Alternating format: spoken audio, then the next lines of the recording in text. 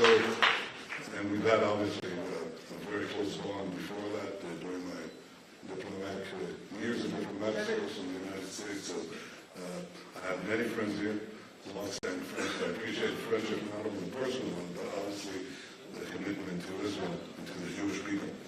I think we've come here at a pivotal moment in our history. I've just come back from a historic visit to Washington with President Trump. I can categorically say that I don't think there's any more consequential meeting of the Prime Minister and the President than this meeting, because we are reshaping the Middle East. We reshaped it in the year that followed the horrible massacre that we experienced in October 7th. It was seen that Israel was on the ropes, we wouldn't recover, that the plan to destroy Israel, to encircle it, choke it, and kill it, was progressing. But within a year and some months, the courage of our soldiers, the stalwart position of our people, and the decisions that we made turned things around. We decimated much of the Hamas. We haven't finished the job. We will. Israel will destroy Hamas's military capability. Gaza will live everything. We also turned to the north after we destroyed the bulk of Hamas's military power.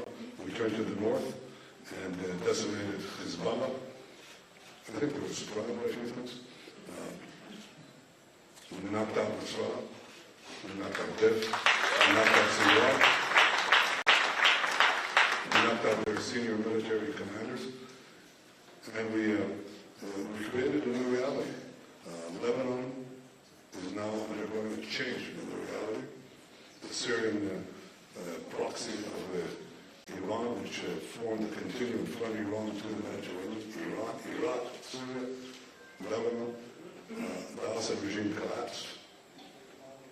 It collapsed because, not because Assad's army was unable to fight, he wasn't relying on them. He was relying on 15,000 to 20,000 Hezbollah fighters who were not available. There was no one to lead them because Nasrallah was gone. They themselves were mauled by us. So they couldn't save them. Iran wanted to send their forces to save them from Iran. We stopped that. We didn't get any flowers from Damascus, I have to say, but it's okay, we can take it. But we changed the Middle East. We changed the Middle East. Now comes President Trump. And Secretary Rubio is a great friend of Israel as well. I've seen him over the years, and we had a great discussion today. And we talked about how do we complete the change in the Middle East. We have the greatest friend of Israel in the White House now. We see eye to eye on the main tasks that we have to accomplish.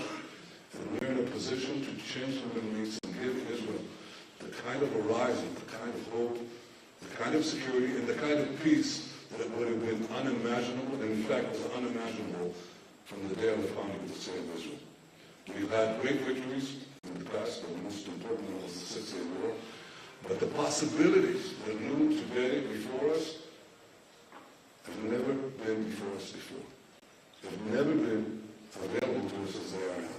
And we intend to pursue them to the full.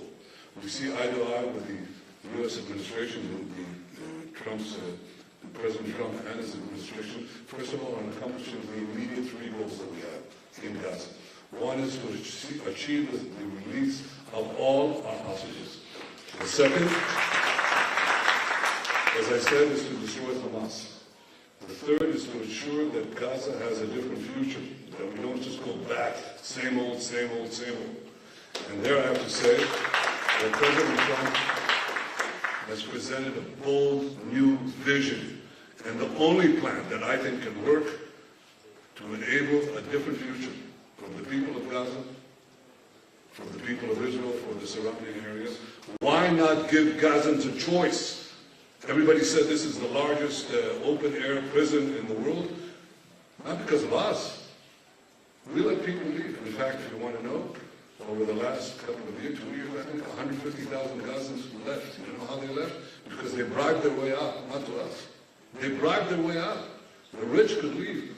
But if other people wanted to leave, give them a choice. Not forcible eviction, not ethnic cleansing. In a war zone, people leave.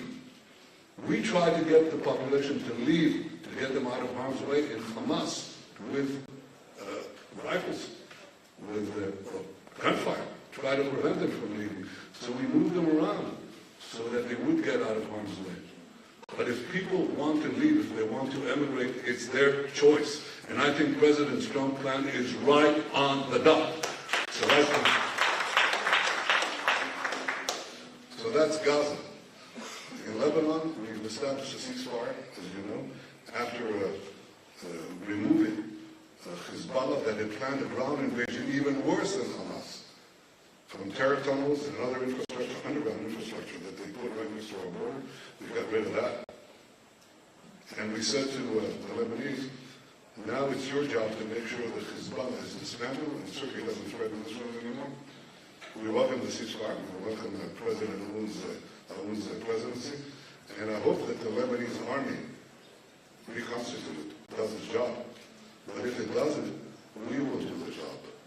We've decided on a policy of continuous enforcement. We will not let those violations take place, and we will not let Israel or Israeli targets or Israeli soldiers by attacking us from Lebanon. That is ended.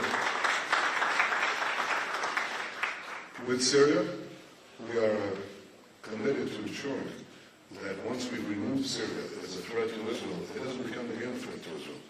For that important purpose, we also destroyed the remnants of the armaments, not the remnants, the bulk of the armaments of Assad's army. It's gone. You know where we took that, which region we took that from? Do you know? Well, there was a naval presence in the Mediterranean in World War II, in the Vichy regime, and Churchill was concerned that this naval presence would fall in the hands of the Nazi regime in Berlin, so he ordered the destruction of that French Navy, and I think 1,200 soldiers, French soldiers, were lost, and it was a tragic thing. I don't know how many Syrian soldiers we killed. I think a handful, maybe. But we got rid of the armaments of the Assad regime. We will not allow Syria to be used again as a staging ground for attacks against Israel. Now, all this has been done to date, but of course there remains a principal problem, and that problem is the source of all these attacks against us, all this aggression against us, and that source is one country. It's Iran. It's not merely a country. Kissinger said Iran has to choose. Is it a country or a cause? Well, it's definitely a cause, and it's a bad cause.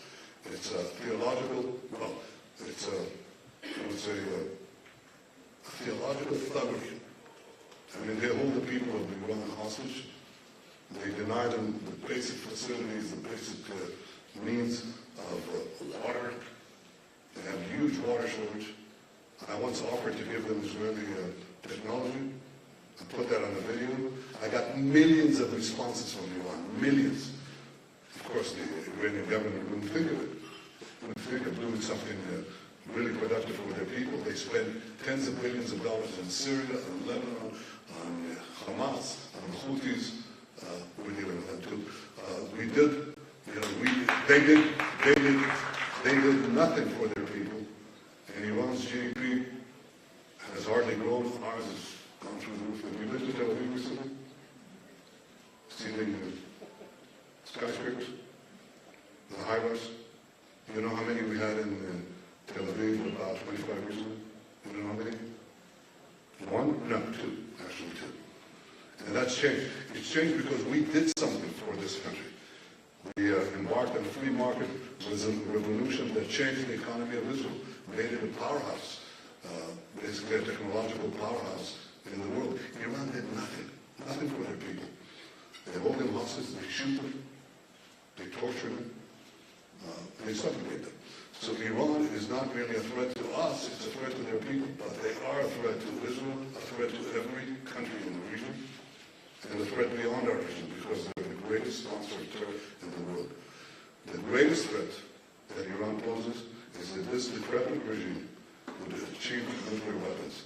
And we are committed, as President Trump has said,